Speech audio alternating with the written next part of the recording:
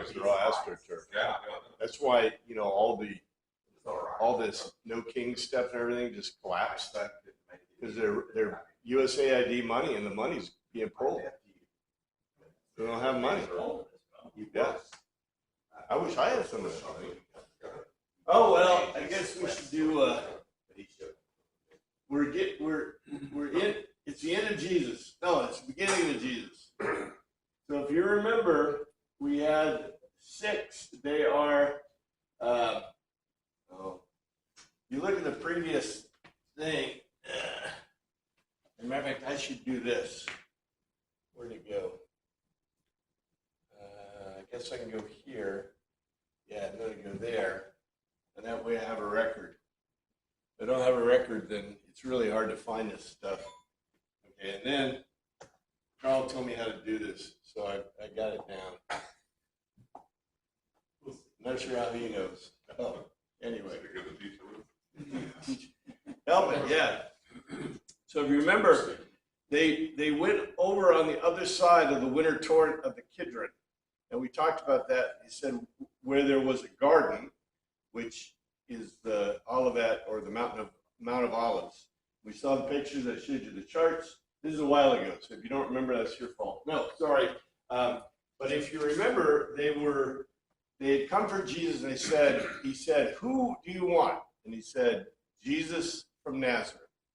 And it's really interesting because the Jewish Bible says that, you know, they add in, it's Jesus ben Joseph, or it's Yeshua ben Joseph from Nazareth, whatever the Hebrew thing is, because that would be his appellation, his title.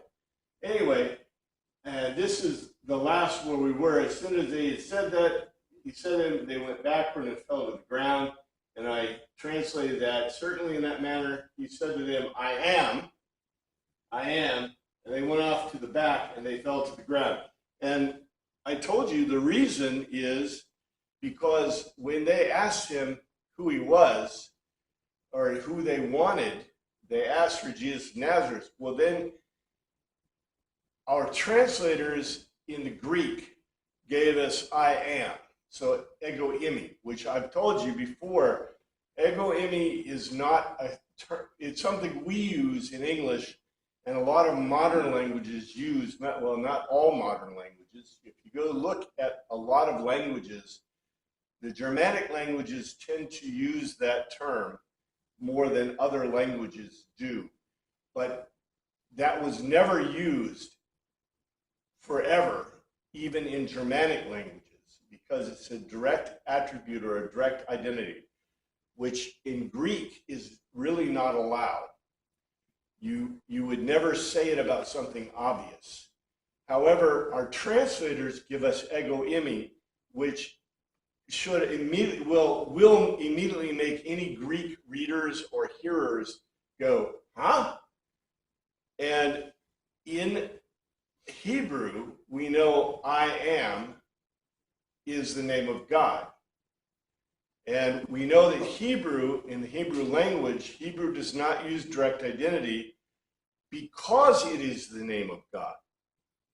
So you never would use the term I am in a direct address. You're going to get in trouble because the Pharisees and the Sadducees and all the others are going to be looking at after you because you just blaspheme. And the fact that you would say, I am, you are claiming to be God. So, you know, why did they, you know, that as a kid, it always was remarkable to me. You know, it's like magic. And I wish the pastors at the time had explained this to me when I was young, because I really wanted to know, you know, why did he say this, right? I am. And then all of a sudden, all the people back up and they fall down. Well, it's because he said the name of God. Our translators are really kind.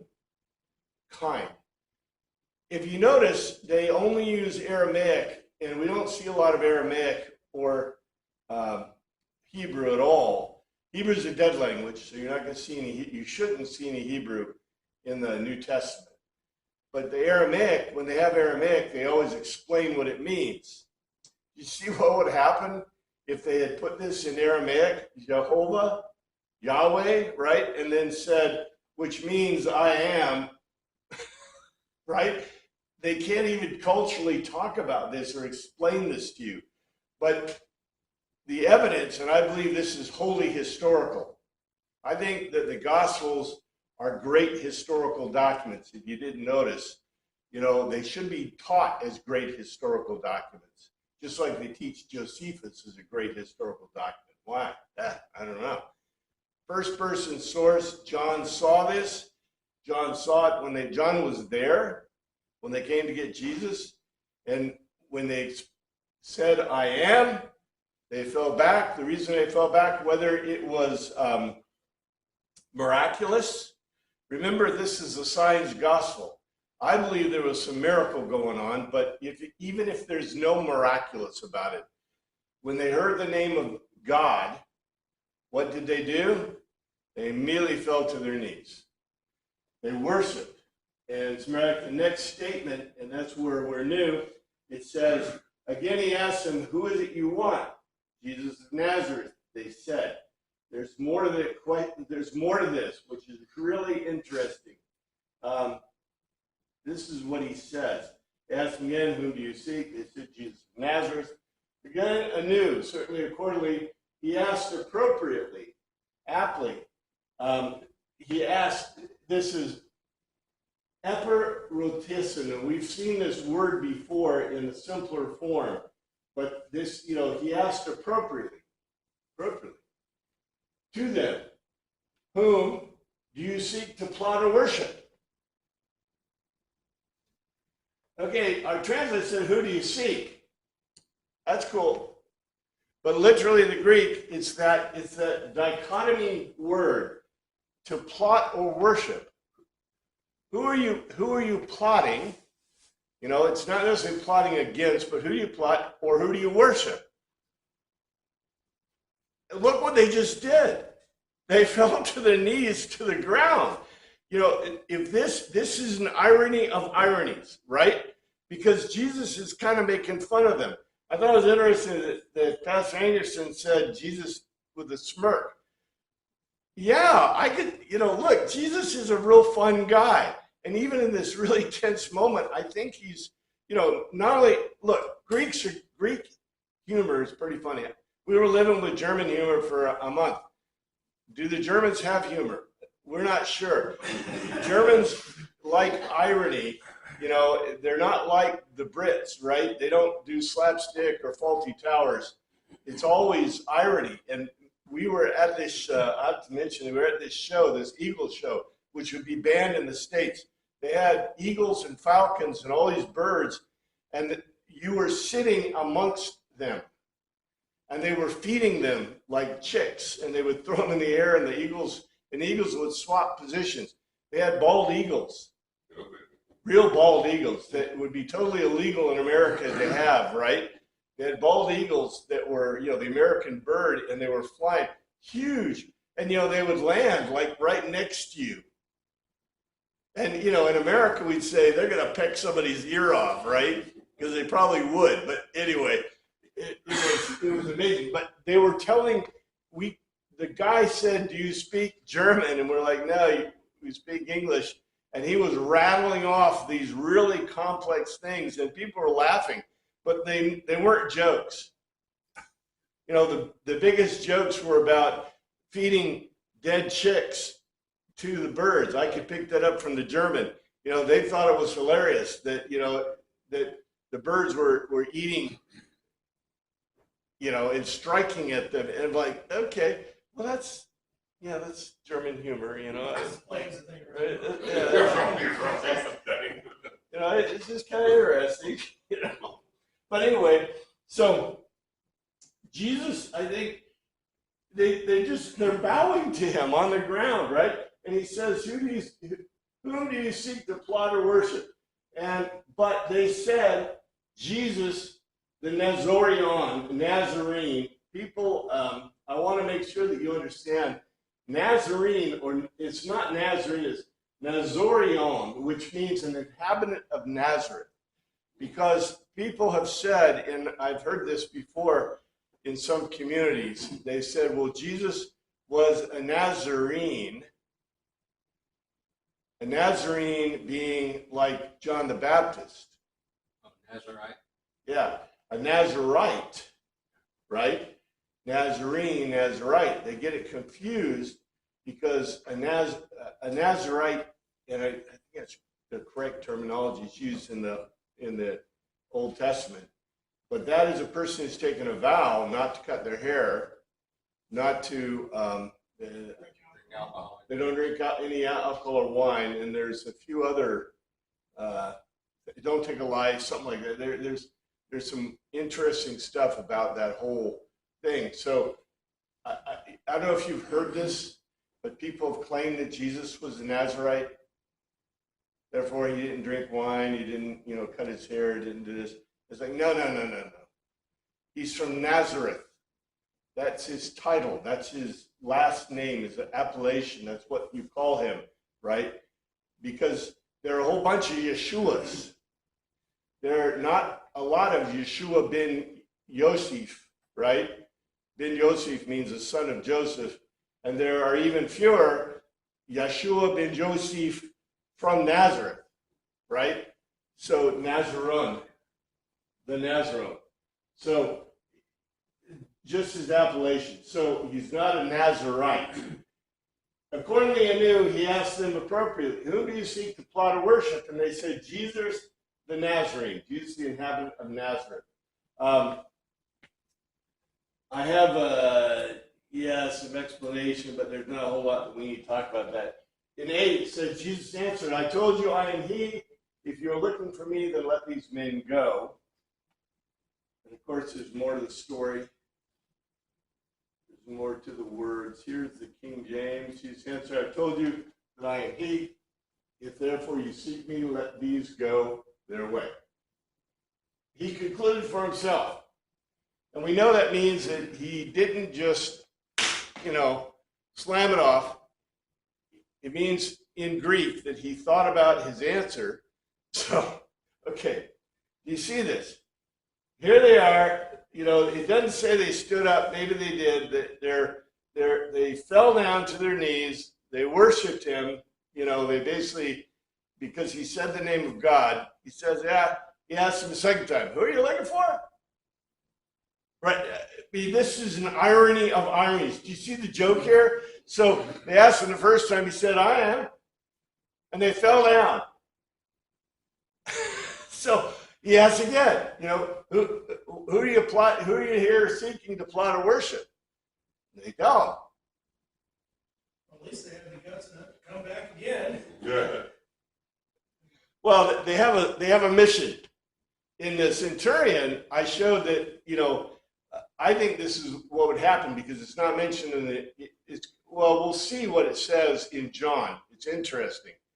But there is, the accounts appear differently. But remember, I told you, Matthew, Mark, and Luke are more looking from a Hebraic standpoint, where John, I think, is totally Greek and Roman. He's totally giving it to the Greeks and Romans. They want to know what's the rest of the story. So he's giving it in the Greek and Roman sense. And I think in Centurion, I have the temple guard going with a small contingent of legionnaires, led by the centurion of Benadar, because Pilate wanted to keep an eye on, we know this is true. Pilate did not allow the Hebrews, the temple guard, to have weapons outside of the temple area. We know that. That's a historical fact. And they complained about it rigorously because they wanted to bear arms. You weren't supposed to have arms. Look, the Romans are smart. What's the first thing you do to a people when you conquer them? Yeah. That's why all of Europe is disarmed. Oh, we're not supposed to know that. And Asia's disarmed. We're the only country that's not disarmed. Of course, Mexico has one gun store. On the Air Force base in Mexico City, you can supposedly buy guns, but you can't buy guns. But there is a gun store in Mexico City, in the Air Force Base. How do I know? All the Mexican guys that come here in the Mexican Air Force, they want to go to the range. It's the first thing they want to do. All the Brits come here, they want to go to the range. You know, everybody wants to go to the range because in America you can have guns. So it's an interesting fact. But you disarm the people. So, you know, I showed the centurion that, you know, Pilate wanted to make sure they were, you know, in control because he knew that his, you know, small contingent, even if he sent a couple of columns, they could totally take care of, you know, a group of you know, armed temple guards, old fat temple guards. That's the way it worked. Anyway, this is what he said. Jesus concluded for himself. Let's see. Jesus, I said to you, that because I am. Ego eimi. Same words. If, certainly accordingly, you seek to plot or worship me, you send away these to lead away under someone's authority. It's not exactly what we translated. Jesus concluded himself, I said to you because I am. Accordingly, if you seek to plot or worship me, you send these away to lead away under someone's authority. I think this is an important point because this is a term that Jesus uses a lot in terms of the disciples. What do you think he wanted the disciples to do? He wanted them to have an armed escort to take them away safely. Well, maybe that, or he just wanted one of them to stand up. Like, you know, Peter, right? Peter's supposed to be a leader. He wanted one of them to stand up and lead the apostles, lead the disciples.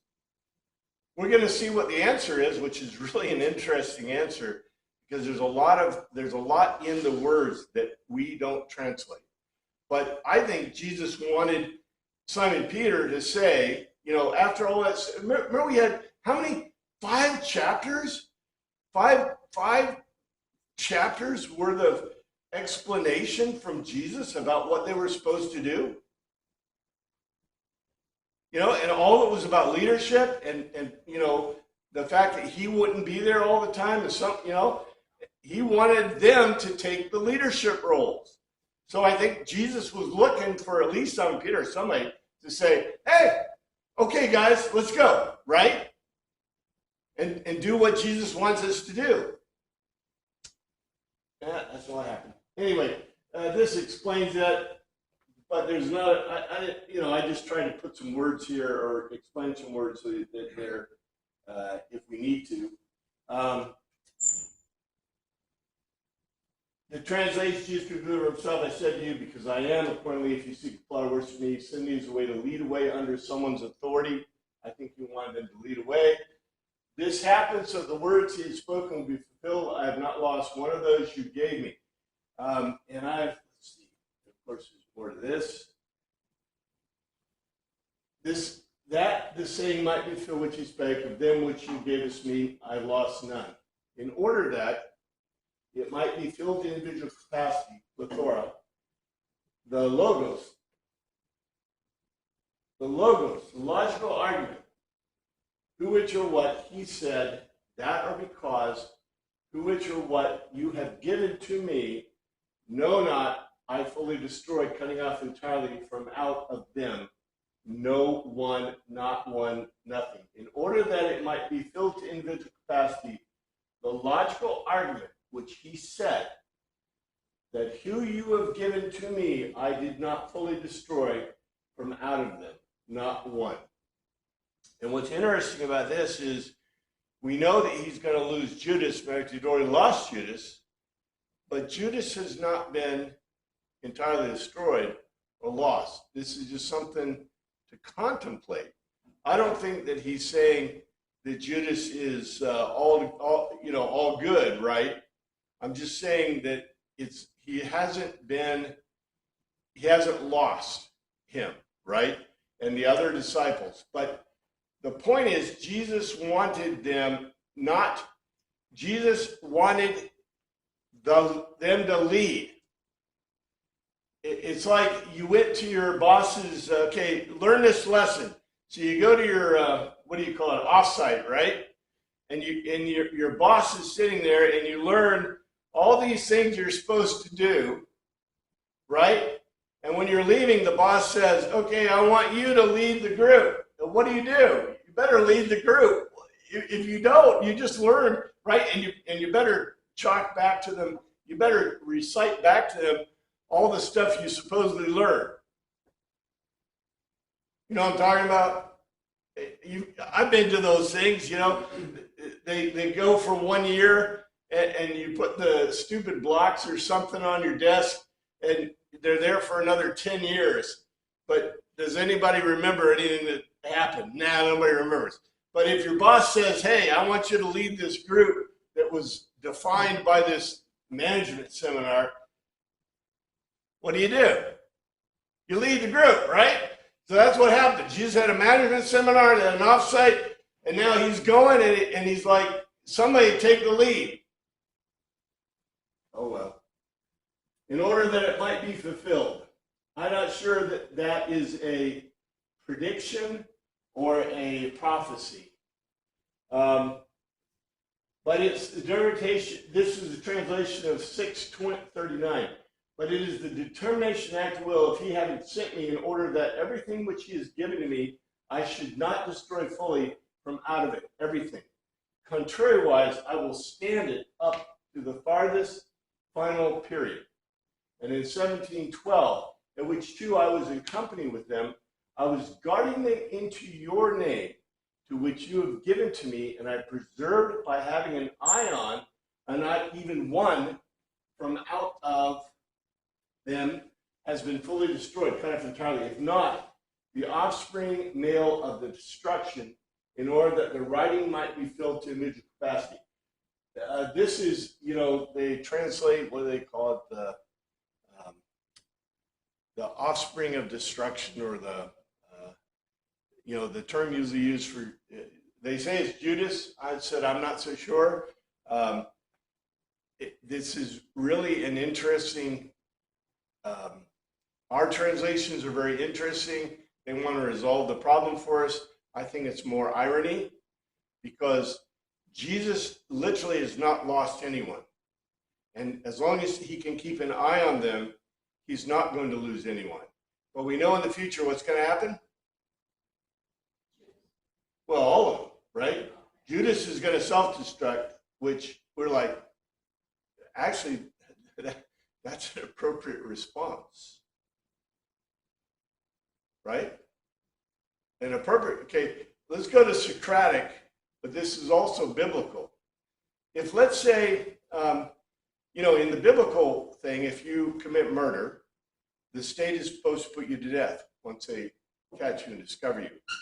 In Christian thought, if you come to know Christ and you're a murderer, what are you supposed to do? You can't kill yourself. You're not supposed to kill yourself. But you're supposed to go to the state. You're supposed to confess to God and to man.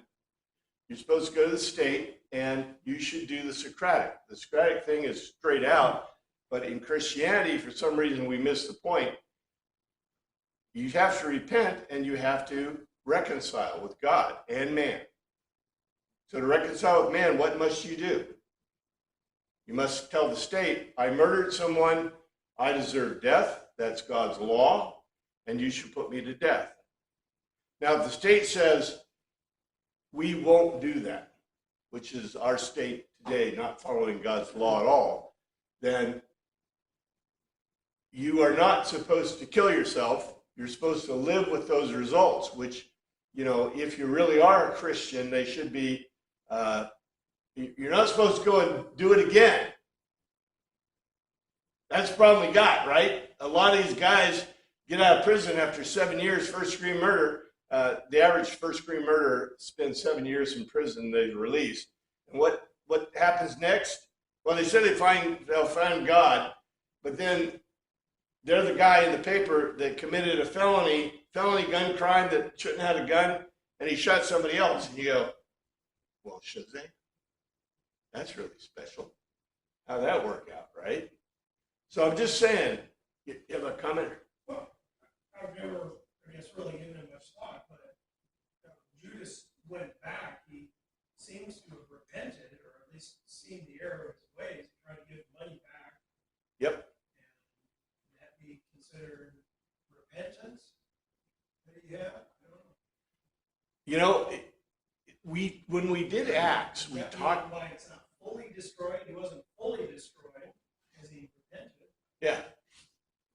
Well, I think, remember in Acts, we did Acts years and years ago, and we looked at that because the verbiage in Acts, and I think I pulled the verbiage, I think it's in Luke or something, someplace else where it talks about his death, right? And it's not clear. I can't remember which one it was, but one of the accounts basically says he fell forward and his guts spilled out. So was that suicide? Was that an accidental death? Was that just something, a miraculous kind of death, right? But you see Judas's problem. Judas followed the law of the land, right? But he was complicit in the murder of Christ, in turning Christ over. So that's pretty grave sin. Matter of fact, that would be, I'm not sure exactly where it is. You need a judicial court in Pharisee land to figure this one out. But it was probably, false witness, which, is death, and malicious witness, which equals death under God's law. If you lie about a crime, that's, or you give a malicious witness, that's deserving of death under natural law. We don't do that. We're kinder and gentler, which is sad. But since Judas could not be redeemed, then was it a miraculous death or was it suicide? So he was guilty of being an accessory to murder. Accessory to murder and also lying, a false witness. Yeah. A false witness to it, aiding the Pharisees, the courts, in a false judgment. So, yeah, neither is good. I wouldn't do it, right? Don't do that. But Did he repent? yeah, that is a great question. And matter of fact, that is a beautiful theological question, right? I mean, like I said, we looked at it in Acts. We're really not looking at it here per se, but it is a wonderful question because we believe that no matter how vile or horrible you are, you can repent. So did God give him relief? Or did he commit suicide? So if he took his own life, he would have been guilty of murder. Yes. The same as King David, who committed murder by sending Uriah off to the front lines where he would be killed. Yeah. To cover up his own sin.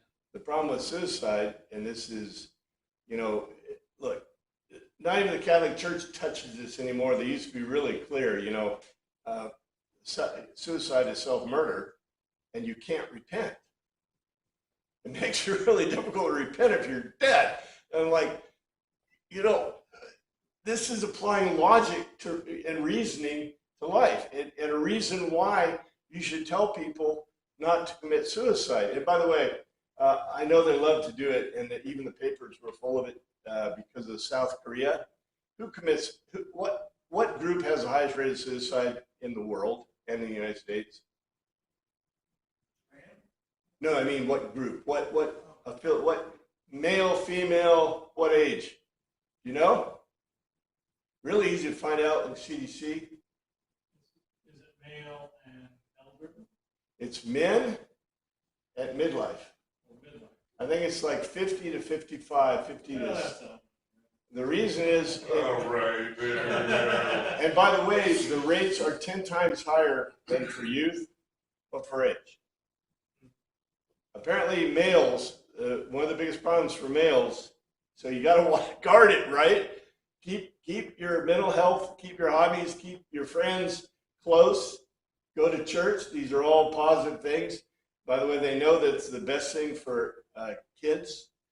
But males, apparently when you hit midlife crisis, that's the worst part.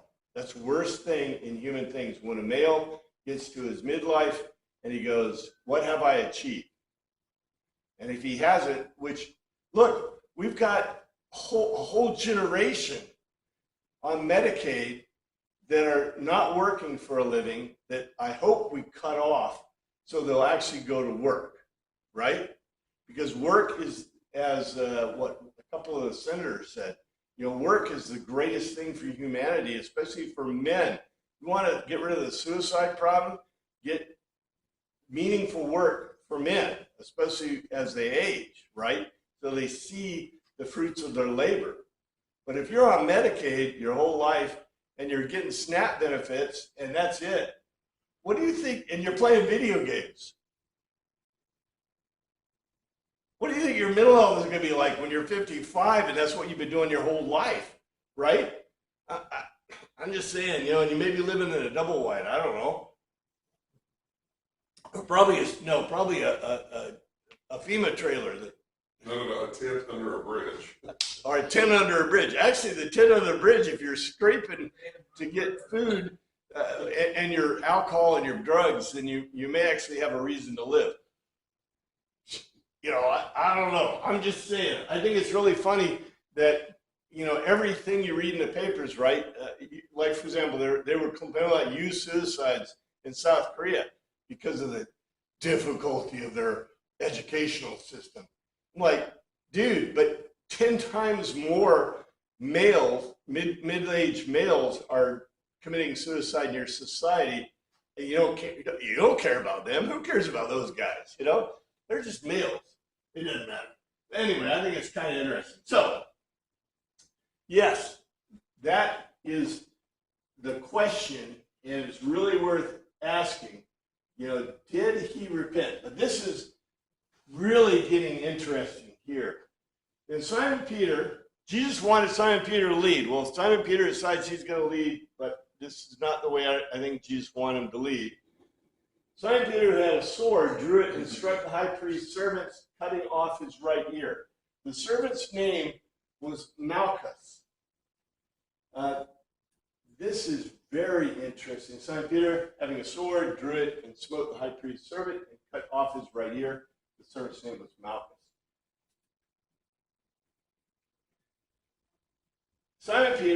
Simon, meaning to hear or hearing, it doesn't, certainly or accordingly, Peter. So look at how the Greek is written. It doesn't say Simon Peter. It would usually say certainly or accordingly Simon Peter, right? It says Simon, certainly accordingly Peter. So isn't it interesting? So, Simon means to hear or hearing, but Peter means rock. So the Greek, this is a double entendre kind of, right? Because we expected the Greek, certainly or accordingly, the on is one of their favorite starters for a sentence.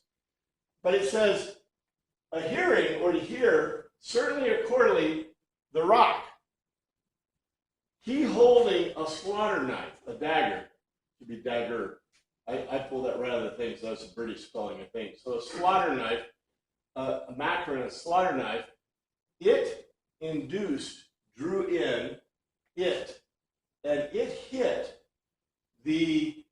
of the chief priest, the high priest, a slave, Dulon, and it amputated, cut off of him the earlet, the lobe of the ear. To the right side was but a name to the doula, to the slave, Malchus. And Malchus means king. I've got to get into these words a little bit. Here's the thing. According to Simon Peter, here a stone holding a slaughter knife, induced, drew it, and it struck the slave of the high priest, and it amputated, cut off his right side earlet, lobe of the ear. But a name to the slave was Malchus. I've got to go into these words because in the Greek they're very different than you expect. The slaughter knife, short sword, or a dagger, mainly used for stabbing. You hear that? It's mainly used for stabbing. It's not used for cutting. In this, And I was just going to say, when I hear sword, I'm thinking something longer, but when I see you're got dagger, I mean, that's short, so maybe they're allowed to have that short knife in their possession. It's a fish knife. And basically, okay, gotta say this because this is really important information from a historical standpoint. There was a recent paper that came out, and they studied the ability of humans to eat meat, raw meat. And what they determined is something we probably all knew. If you do not have knives, either stone knives or metal knives, it is impossible to eat meat. We think, we believe, the teeth, your teeth. You know, you got some canids, pointy teeth, but you don't have the teeth. And by the way, anybody know how dogs and even cats, do they masticate meat? How do they eat the meat? And then swallow it whole, right? Human beings would have a problem doing that because of the way our teeth are designed. But we are omnivores. We're obviously omnivores. And apparently meat became early a part of the thing. Now, they believe that the early hunters, what precipitated the great meat revolution where human beings actually got enough protein and their brains started to develop was because they invented stone knives and spears, for killing things, right? Because once you can kill them, you're not a gatherer anymore. You're not like picking up, yeah, a roadkill. Your chariot, right? I hit it with a chariot. No, I ran over it, right? Yeah, you're no longer, having to do that. But they believe that they may have burned the animals to get the skin off of it. Because one of the biggest problems with processing meat is you got to cut through the hide. Yeah. And so they think they may have burned it. And that's how they invented the idea of cooking. Because once you cook the meat, it becomes easier to masticate, easier to cut, easier to take care of. But until the knife, it was very difficult. It was not difficult. It was impossible, according to this paper, for them to do it. So what you said is right. You had to leave them, you had to leave the people with cutting implements so they could, especially if you're a fisherman, what do you got to do to the fish? You got to clean them. You got to gut them, right? You can't just, Or also with fishermen, they would get tangled up in their nets and so forth, and they have to cut the nets away as well. Well, yeah, you have to repair nets. Although I remember my mom and my grandmothers and my great-grandmother, how did they take care of the thread? Yeah. Like when I could never do that. I was always, how did you do that, right? Were their teeth so great that they could do that, or did they have a trick or something? But I'm like, just give me them, and eventually they got the whisper shears because they could, but they were always biting the things. I'm like, now think of yourself a fisherman, you got a piece of rope, right? I have been gnawing on this for like 3 weeks, right? So you got to have a knife. Now, what's interesting is he has a dagger used for stabbing. So Peter, it seems like, was not carrying a fish knife. He was carrying a knife used for killing. Yes, ma'am. No, I watched The Chosen season 5. I don't know what I haven't seen it yet. When they show the knife, they have 2 knives. Yeah. And I've never seen that. In fact, is that true that they actually, and then Jesus said that's enough. Just another thought, a device for stabbing is not good for cutting. Yes. And he cut off his ear with this thing. Well, that's what. How do you do that without grabbing the guy's ears? Well, that's what I want to get to, because there is huge, thing in this. And you mean that they thought, or Jesus said, you have 2 knives, that's enough. Well, they showed 2 knives, and I never saw that in the Bible. So Peter and someone else had a knife? Yeah, they. Well, who was with him? There were 3 people with him. I didn't dig into the other Gospels, but the other Gospels, there is something like that where Jesus, they say they have enough knives. But I think that Jesus' point wasn't that at all, that, to defend him or whatever, but rather for the use of the knives, because when you need a knife for eating meat, for, preparing stuff, for doing what you did. And I think the context, usually of the Greek, the context is wrong because we look at the context in our terms and not in the Greek terms, right? So just sticking with John, though, you have this situation, and Simon Peter, according to John, pulls out a dagger, a stabbing instrument, not a cutting one. And then,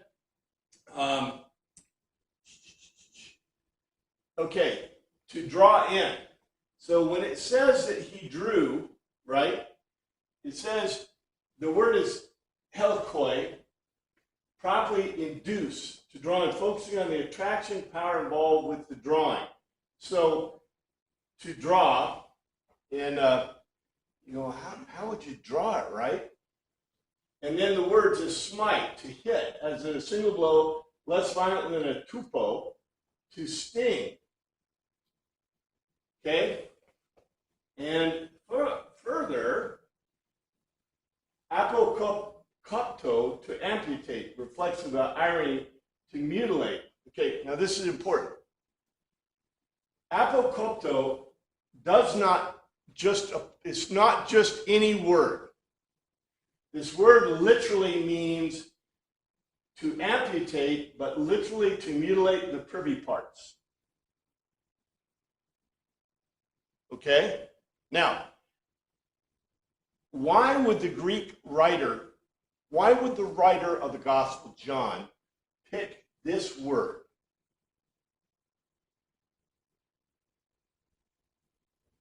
It gets more. There's more to this. There's more to the story. It'll answer the story. Os is an earlet, one of the ears, the lobe of the ear, perhaps the lobe of the ear, they say. It's the right-hander side, dexterous, from decomai, the right-hander side. Okay, and here's what I'm going to tell you.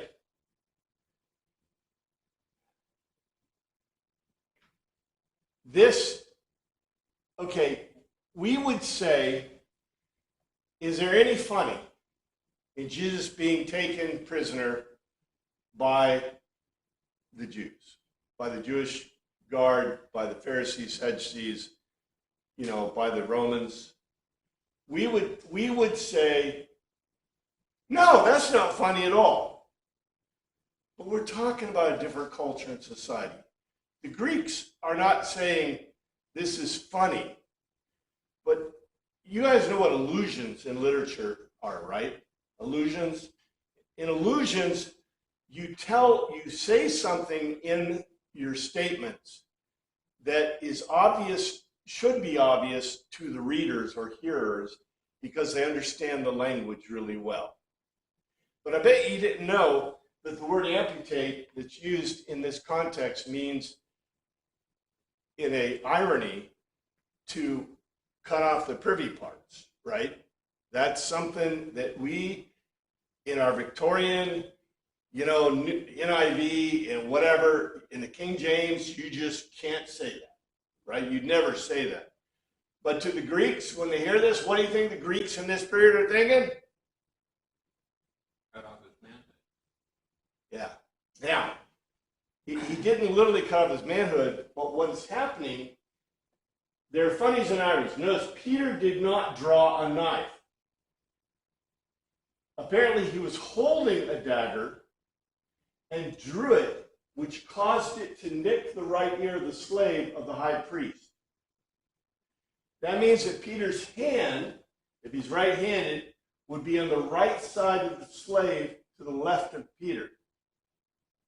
So picture is a Peter holding a dagger in his right hand and putting it around Jesus to protect them while the slave moves up to grasp Jesus, right? The slave is moving forward to grasp Jesus, and Peter has his thing. So to free his arm, Peter pulls back his right hand, and the dagger connects with the right ear of the slave and nicks it off.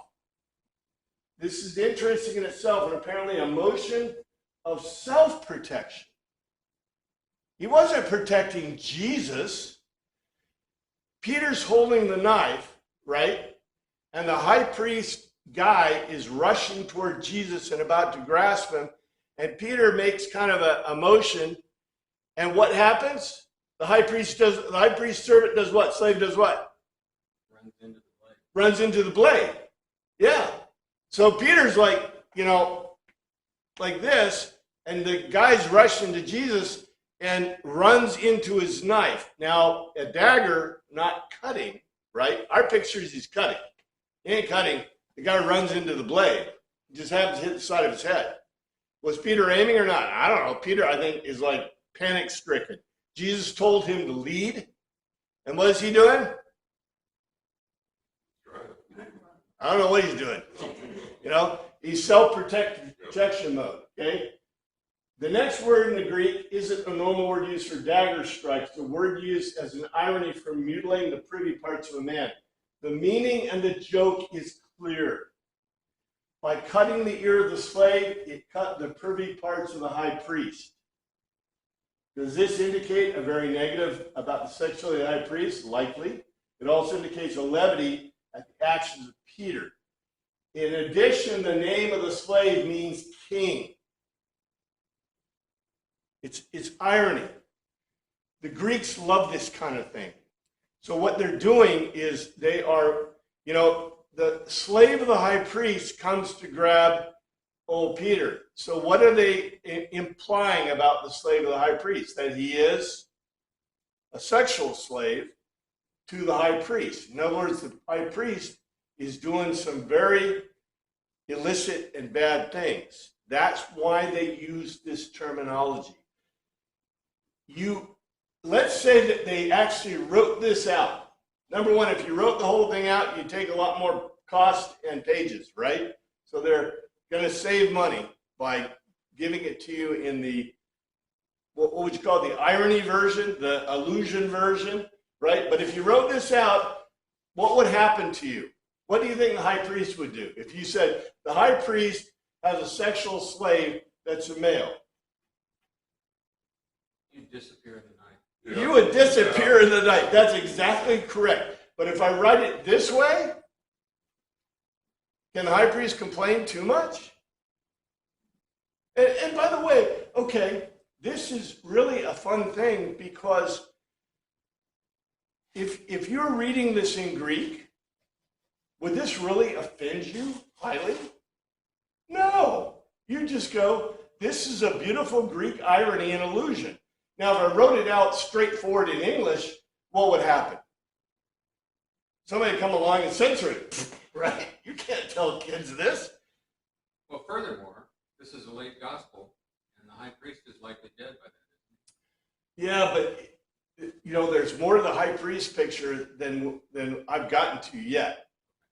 Because the high priest is a really interesting thing, but you're not incorrect. However, if you said something bad about the high priest, now this isn't the Egyptians. The Egyptians, what did they do for each dynasty? What did the Egyptians do in the next dynasty? They didn't tell you this in history, but they didn't tell you this in history class, but it's every dynasty. All the previous pharaohs and the pharaoh's wives and the pharaoh's servants, they wiped out the cartouches. In some cases, they wrote over them. They would change the cartouches to the new pharaoh. They'd wipe them out. So you see all over the place in Egypt, the ancient obelisks and things, you'll see the obelisks where they chiseled off the previous pharaoh. That's what they did. The Jews did not do that. The Israelis didn't do it. The Romans did not do that. The Greeks did not do that. What they did is they kind of let history lie.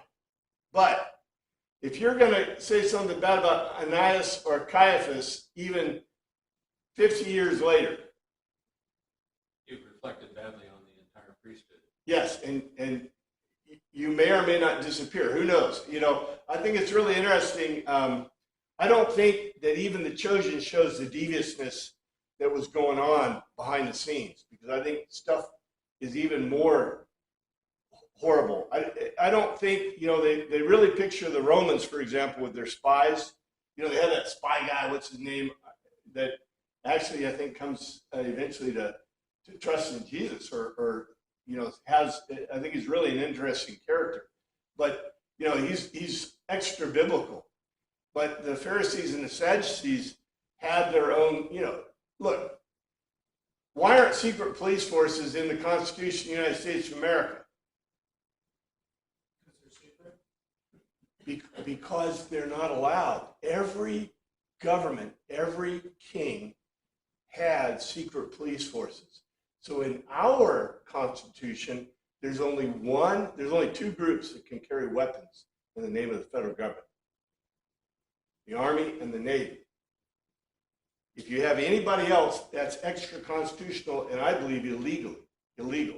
No one else is allowed to carry weapons in the name of the federal government according to our Constitution. I mean, you read it, right? The CIA is in there, the FBI, ATF, IRS with weapons, right? Lauren's reference about the two swords is in Luke, and it was occurring, Jesus was interacting with Simon Peter, and he was talking, so it happened during the Lord's Supper. It wasn't in the garden when they said, look, Lord, we have two swords. And he says that's enough. But he was talking about them protecting themselves if they went out into the, in the streets. Streets to, share the gospel. But it wasn't during Yeah, this that scene. must be when Peter was doing the sermon. It was when, Simon Peter was saying, I'll take care of you. And it's like, you're going to deny me. So anyway, that's, I don't know. The two swords, so I don't know why he chose it. Did they put it at the scene of Gethsemane? Lauren? No, not No. actually, but Peter is the one that had, and it wasn't like, just a short sword, it was a little bit longer. Yeah. They showed in the Chosen, whether that's right or not. We don't know some of the details that we'd really like to know, like, for example, how long of a dagger or how long of a knife did they allow the people? And, they're, like, for example, a dagger is supposed to be like pointed, but usually sharp on two sides, so it can really get you. But, those are weapons of war, really. They're used for piercing armor and for, like, killing people, whatever. So the fact that this dagger specifically, the irony of it not being necessarily a sharp dagger, but a weapon for poking, right, means it's for piercing armor and piercing flesh, but not necessarily for cutting.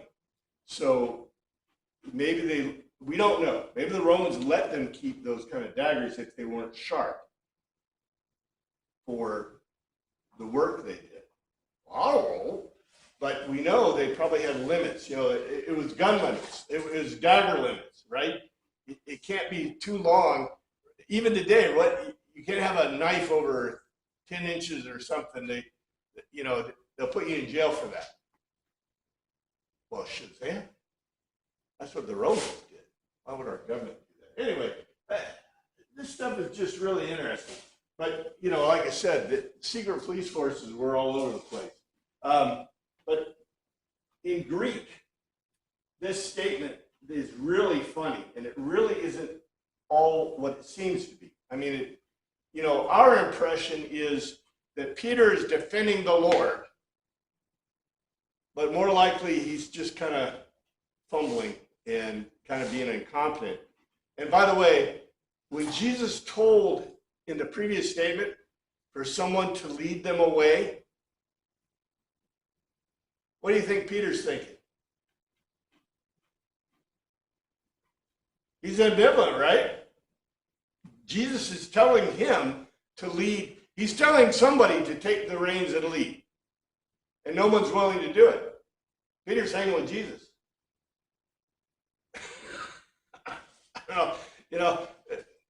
I get this Monty Python-esque feeling that Jesus is like, stupid. Do it. Yes, sir. When we studied Mark, and Jesus first called Peter, I remember that you said that Jesus told him to opt you, Yes. and that Peter fell in line. And from that, you presumed that Peter had had some military service. Yes. So if Peter had been trained in the military, how did he wind up being such a doofus in the garden? I really do think that Mark gives the impression that some of the apostles had military training or had training, like, for example, Peter, it gives the impression that Peter may have been